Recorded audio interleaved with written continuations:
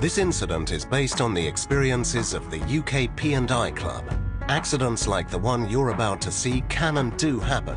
As you watch this short clip, ask yourself, could this happen on my ship?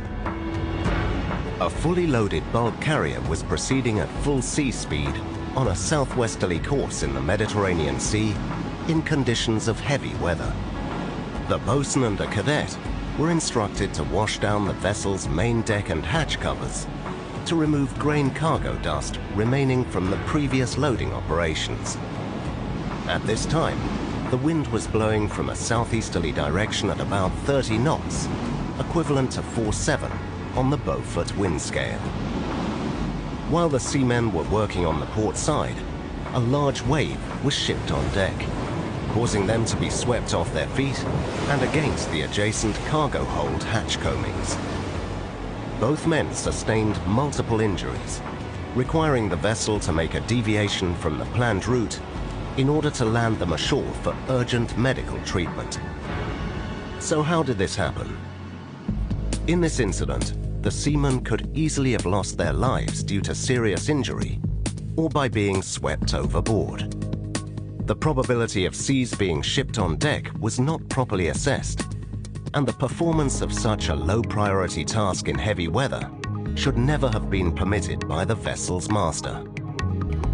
Although the seamen were using safety equipment including life jackets, safety helmets and harnesses, a proper risk assessment would have ruled out this work being performed in the first place.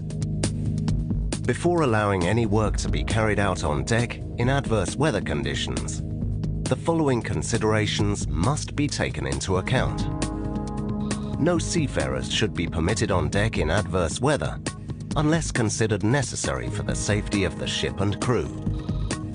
Where possible, work on deck should be delayed until conditions have improved or deferred until the next port of call.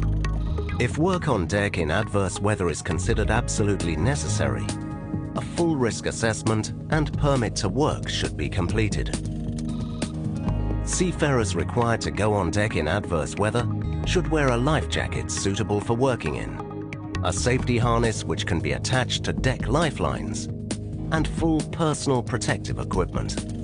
The bridge watch should also be informed in advance with the deck party and bridge maintaining visual and radio contact. Consideration should be given to altering course and/or speed to alleviate the vessel's motion and reduce the probability of seas being shipped on deck. Now that you've seen this video, ask yourself these questions. What personal action can you commit to avoid an incident like this on your ship? What are the procedures and controls on your ship that would prevent this from happening? What could cause those procedures and controls to fail? What can be done to make the procedures and controls